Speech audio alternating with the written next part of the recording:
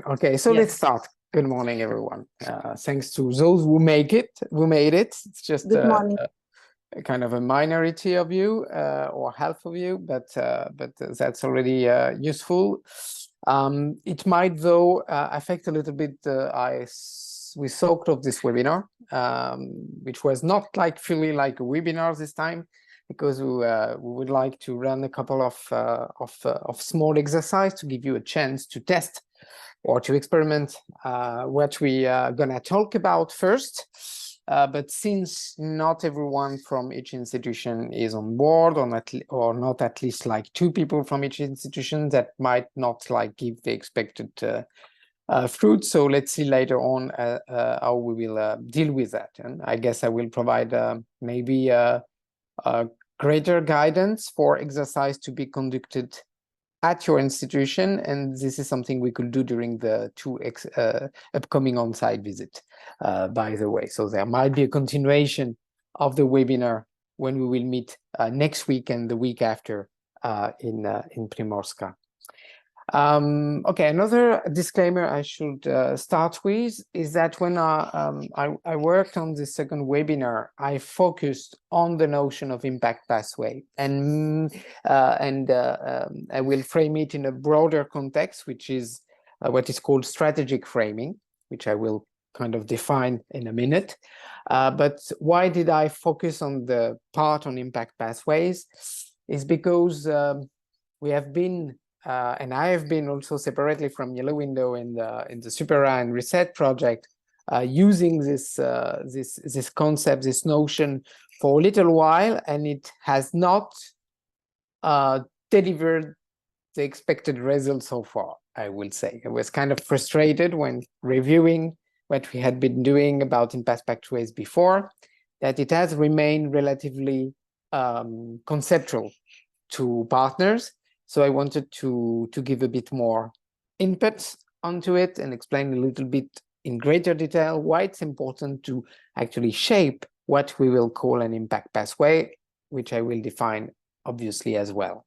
So I focused on this aspect, but this aspect indeed, as an introduction, is part of a broader notion that has gained, I would say, relevance over the past few projects on delivering structural change for gender equality in research and the academia, in which Yellow Window has been involved, which is this notion of strategic framing. What does mean strategic framing?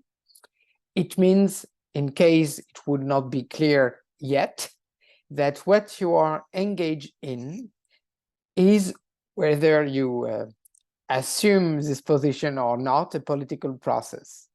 It's political not because it's ideological.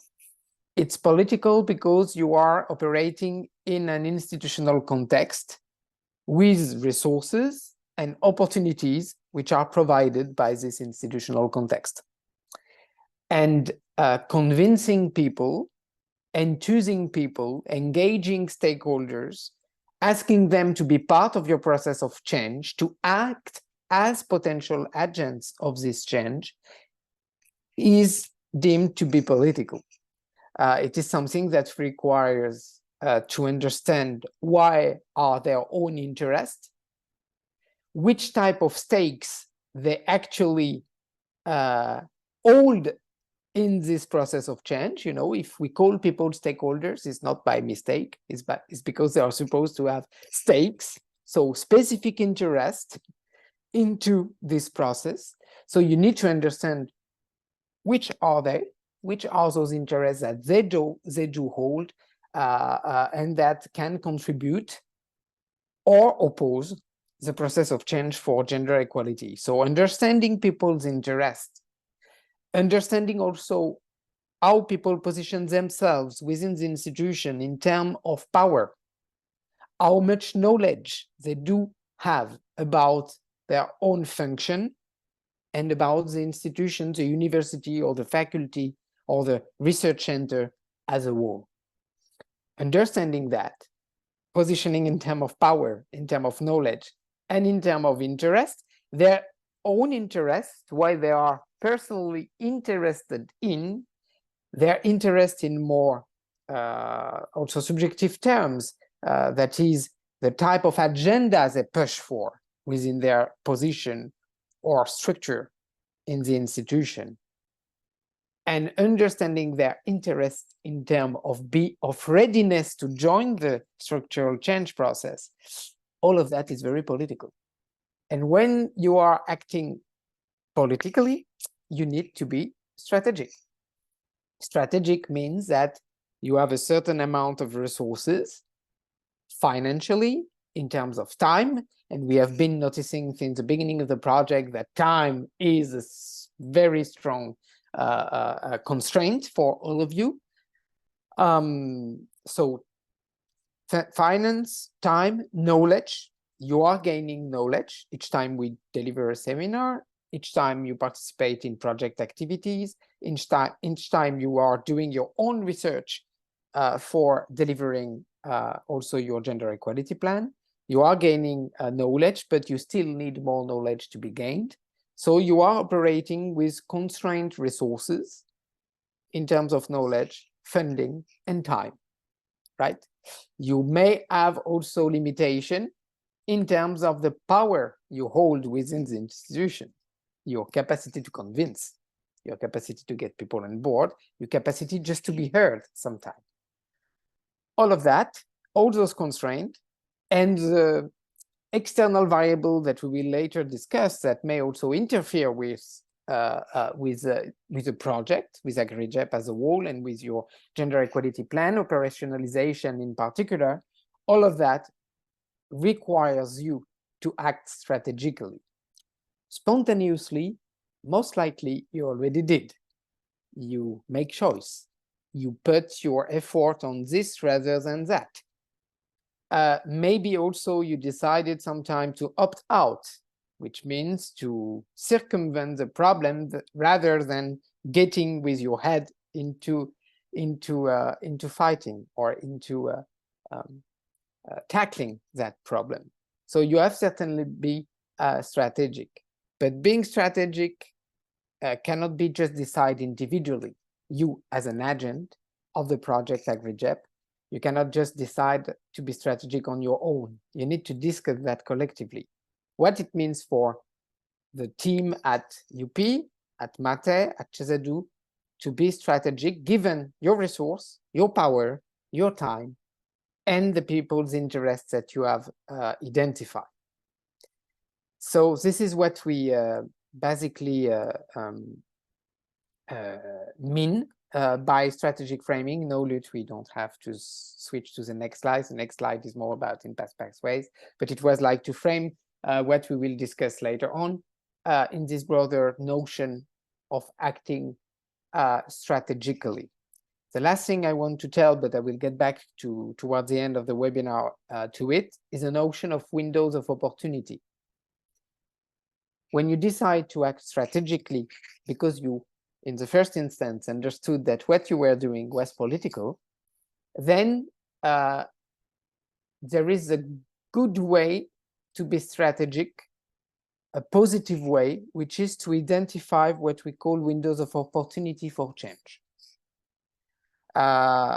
Nothing is never like completely like blank, you know, opposing your effort with the GEP.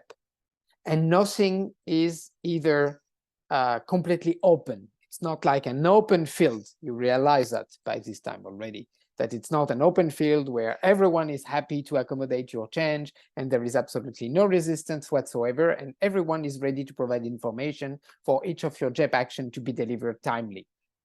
Obviously, it's not like that. So it's not completely open. It's more complicated than that, but it's not completely blocked either. What is in between are the windows. You know, between two walls, you have an openness, and the openness is the window. The window is an opportunity for changing something in the institution. And those windows of opportunity, they are like windows. They open and they close. So it's very strategic indeed to identify when they open and when they will close, so that you can push your agenda through the window meanwhile it's open. Sounds a bit theoretical, but it's definitely not. So we will try later on to exercise and for you to tell us what are your windows of opportunity at the GEP level or at the level of specific action within your GEP. Okay, but before we get there, and now that we understand that we have to be political and strategic, there is something that will help us to do it, which is this notion of impact pathway. Last time we discussed indicators, and there was one thing important to retain about indicators that was kind of our conclusion at the time, is what they are, what is their purpose, what are they made for? They are made to help you to know whether your work is making a difference, to describe the changes or the events which are related to the intervention, which means in this case your gender equality plan. They are meant also to provide you with evidences that something actually happened. You know, this is about also documenting change. And as a precondition, it requires you to be clear on what you want actually to measure, so that you can, again, be strategic and not measuring everything for the sake of measuring it, but define what is most important in terms of data to be collected to inform your action. Okay, that's about indicators. You will see that the notion of impact pathway is complementary to what indicators are bringing.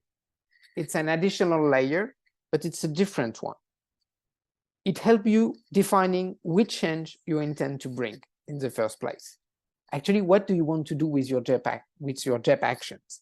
What is intended to change at MATE, at CESEDU, at UP in terms of ways of doing things, of recruiting people, of giving people the opportunity to go abroad, in terms of research priorities, and so on and so forth. An impact pathway will also help you to describe how your inputs, what you put into your GEP, knowledge, time, financial resources, and so on, will bring specific outputs, activities that will be carried out, that will ultimately lead to outcomes. And all those outcomes should be related to the type of change you want to bring. Another aspect that an impact pathway will help you to kind of solve or address is to define under which condition or precondition this change will happen at all. So it's kind of determining what is required, not only in terms of resources and inputs, but also in terms of surrounding circumstances, stakeholder participation, or top management support, for instance, for this change to happen. It helps you also to identify what could be the intervening variables, things that comes from outside, things that are beyond your control. A change in legislation in the Czech Republic about addressing sexual harassment in the workplace, for instance, or a change in Hungary regarding a requirement for research funding on the national level. All of that can be intervening variables that can facilitate or complicate your process of change. You need to know, or at least to try to know, which are those intervening variables. And when the change will happen or not, an impact pathway helps you to make sense of what it did happen or not, which is important, because if it did not happen, things will have to be changed in your next strategy for the change to be finally brought. And if you didn't understand why it did not happen the first time, there is little chance you will be able to change the course of the event next time. So again, might sound a bit theoretical, but it's not. It's very much about, well, taking a breath, looking around you, and understanding why you are here, what you are actually doing, why you intend to do will deliver this type of outcome, under which condition, and if it does happen or not, why it did not happen or why it did happen. So these are you see two very complementary aspects. So let's first get theoretical, then practical, if you allow. The first clarification to make is that, the first thing to say is to tell that impact pathways is just one of the many formulation like logic model, result chains, outcome, or impact pathways that have been invented out of a body of literature which is called the theory of change. This theory of change, it's a subfield within the evaluation literature devoted to evaluating policies, programs, or projects like AGRIGEP. Okay, so based on this literature, this evaluation literature, many authors engage with this notion of theory of change. That gave birth to all these concepts, result change or impact pathway. So it comes from there. A theory of change is not a theory. You know, it's much more simple than a theory. It's just about evidencing, as it is highlighted here, the logical connection between inputs, resources, knowledge, and so on, and the expected outcomes of your action, and explaining how the intervention is actually meant to work and to produce an impact. So it starts from a very simple premise, which is that it's not because you say you will change an organization that it will change. Okay, I guess that after over 8 months of AGRIGEP, 10 months of AGRIGEP, this has become clear. It's not because you say we change that it changed.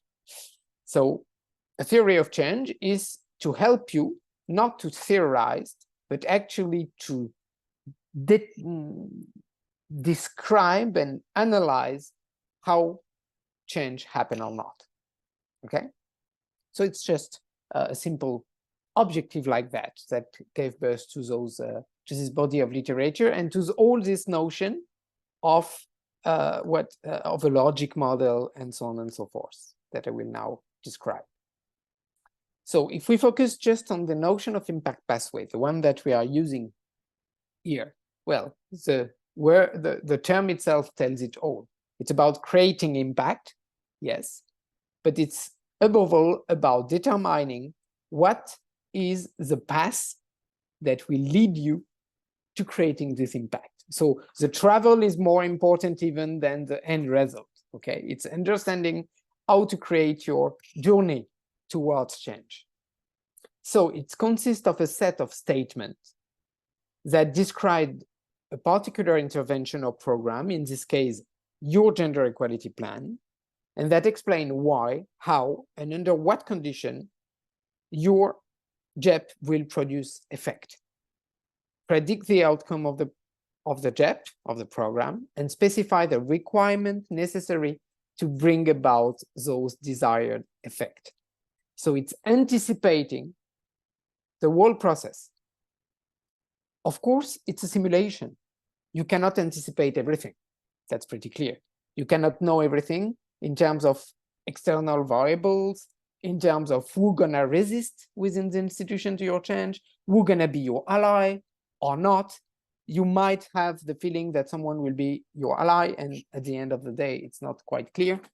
On the contrary, you might expect resistance from a service that will reveal to be supportive, because you will manage to trigger their interest into the process. So it's just a simulation, but it's really important not to be blind in this process. And it's also very important to be strategic. So it's crucial because it helps you, for instance, to design meaningful evaluation question ex ante before you start your GEP, to explain the causal relation between what you invest thanks to the EU funding, for instance, and thanks to our support as well, and the activities you put in motion with what is delivered by those activities and whether or not it does impact the institution as a whole. So it's very simple, representing a theory of change, is just a logic model. You have inputs that are invested in two activities, the action of your GEP. It leads to certain outputs that, thanks to your output indicators, you will be able to track. Those outputs will ultimately lead to some intermediate outcomes and possibly to long-term impact. But all that chain need to be demonstrated, and you need to understand how it works. You need to understand how it works before, you need to understand how it works during the process, and you need to understand how it worked after the process is completed, how it worked or how it did not work. So, as you understood, it's not a theory in the real sense of the word. It's not that complicated. It's a simulation exercise, but it's also an exercise which is very strategic. It's not a waste of time, believe me. It's help you to guide you in the complex process of change, knowing that your resources are limited, your time is limited, your energy is limited. Do you have any question at this stage? And sorry to give like a lot of definition and familiarizing. It's a crash course in theory of change, but it's not that complicated. If it's complicated, let me know. So the impact pathway, it's not a luxury. It should be understood as part of your self-monitoring instrument for tracking your GEP from the design through its implementation to its evaluation. And in order to pass from this very simple representation as a logic model or result chain, you know, one thing give one thing that give another thing, to an impact pathway, you need three things. First, you need to formulate assumptions.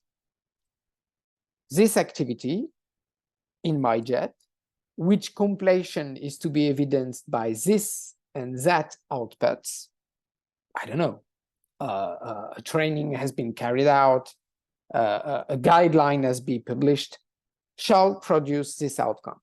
This is the assumption. If we run this activity and that it gives those outputs, the outcome should be that one.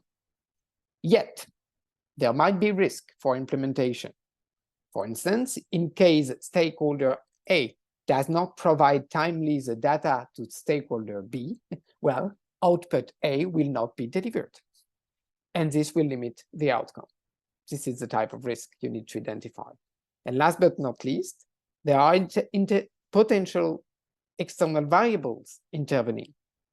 A new national framework for training program in universities, a new requirement for accessing research funding on a national level, but also the participation to a European University Alliance, which might have a stream on diversity and gender, for instance, or your participation to a specific network, or any event, positive or negative, beyond your control, which is likely to alter the course of your action positively or negatively, giving you more resources, more funding, more time, more knowledge, or less, giving you more incentive to act.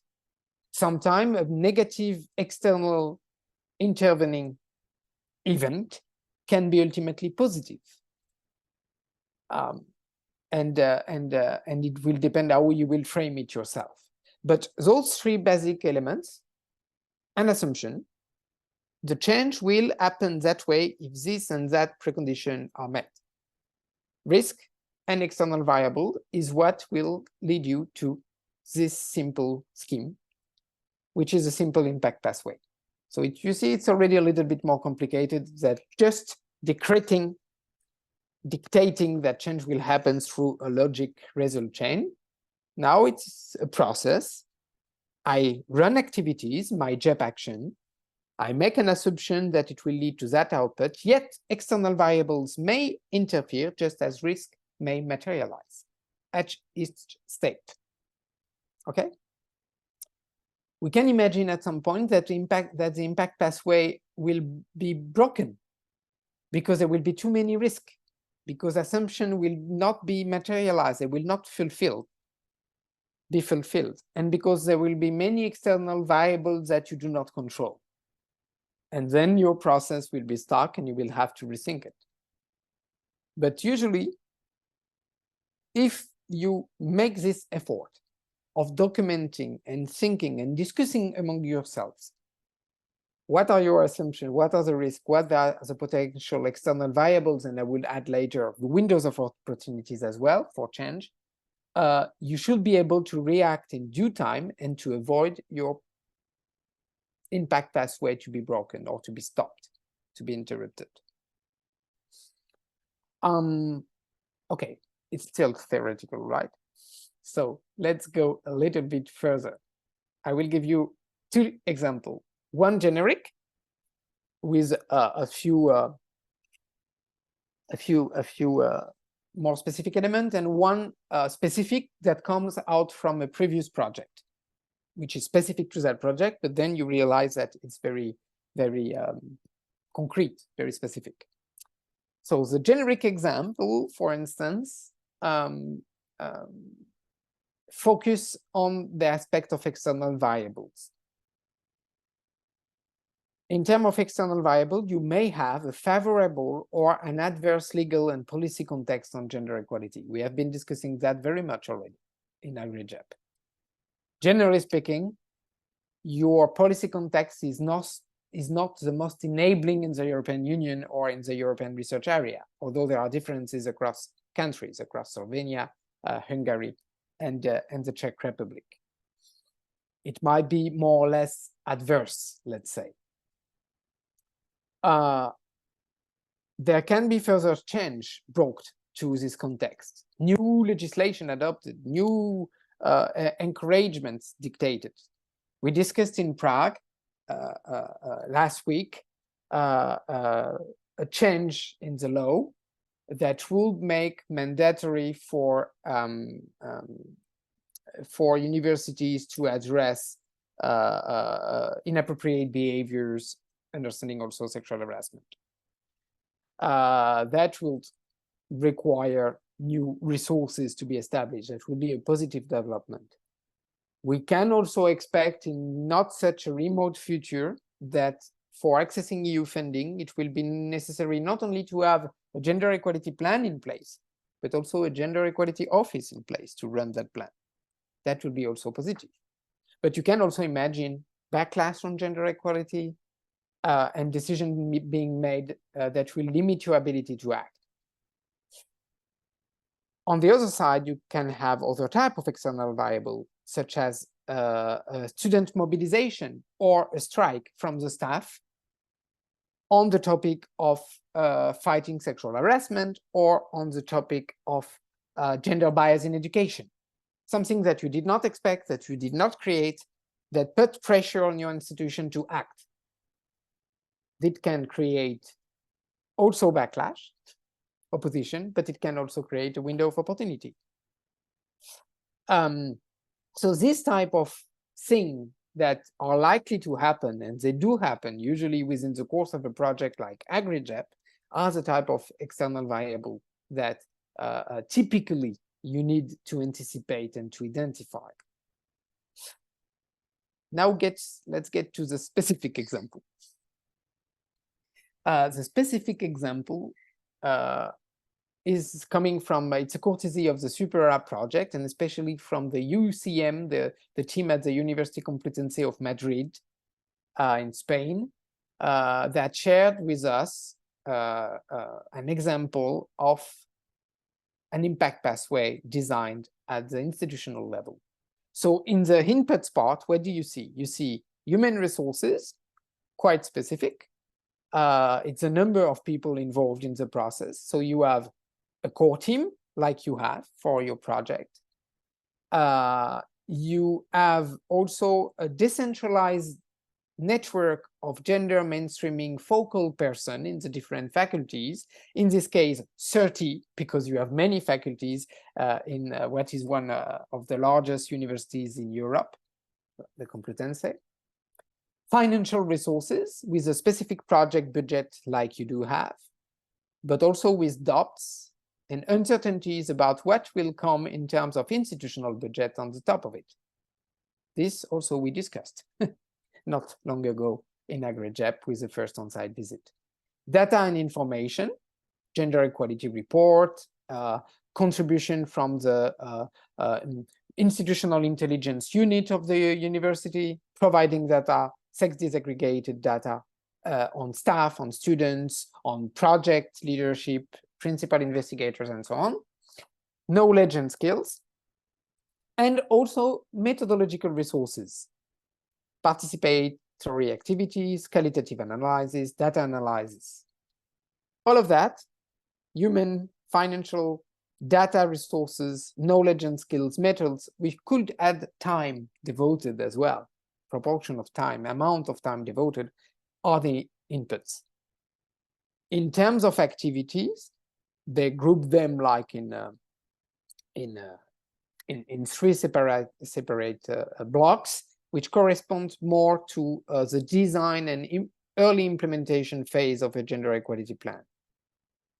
Activities devoted to stakeholder engagement. This is something we have discussed very much already in AGRIGEP as well, because it's very key.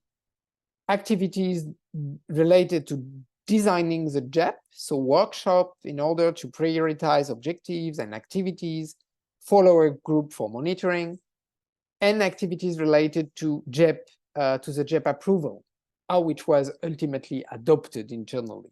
This you have already completed, but you see how simply the activities are described. And the outputs, well, for instance, the systematization of the workshop, co-design workshop results, a diary of the resistances that have been also encountered in this design process, a gender equality data baseline that has been further developed based on the data that has been invested in the activities related to data analysis, and a gender equality plan framework produced and submitted for being approved by the institution. The outcomes that were expected through those activities and outputs were a high level of political engagement, knowledge and capabilities for gender equality structural change process to be widened, and preconditions for sustainability to be strengthened. Spoiler alert, was it completely achieved? No, it wasn't. Many things happen in between. The impact pathway had to be redrafted several times and reworked. Something happened. People were super invested at the decentralized level in the organization. Those gender mainstreaming focal persons, those what they call here the gender equality nodes network. They were very committed, very engaged, and they broke some changes. What about the high-level commitment? Not that great. What about the development in the Spanish law at the time?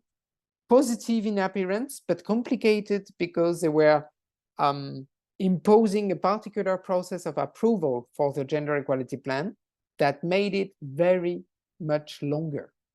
So time was slipping away, and activities had to be resolved.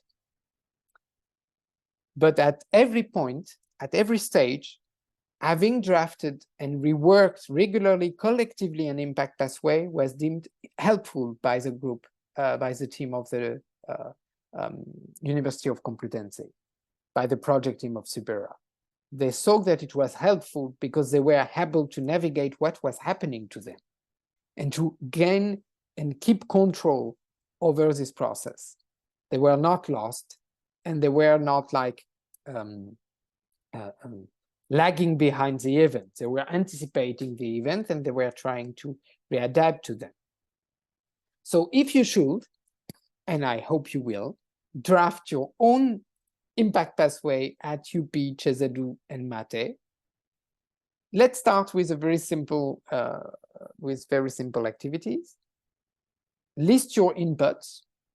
It's very easy because you already made a stakeholder mapping. You already have completed our self-monitoring tool. So it's pretty clear what are your resources, what is the knowledge valuable to your team, who are the people engaged? Okay, those in the virtual room today and those who could not make it because they have other engagement. Your activities are clear. These are those listed in your GEP, okay? Your outputs are the expected immediate result of those activities. I would say that this is pretty easy in your case too, because as we noticed last time, you have, most of you, except maybe Chezadu, but two of the partners have output indicators in their GEP, okay? This type of deliverable, this type of indicator to be fulfilled. What are your outcome and what is the expected impact? I think it's what is most difficult for you at this stage.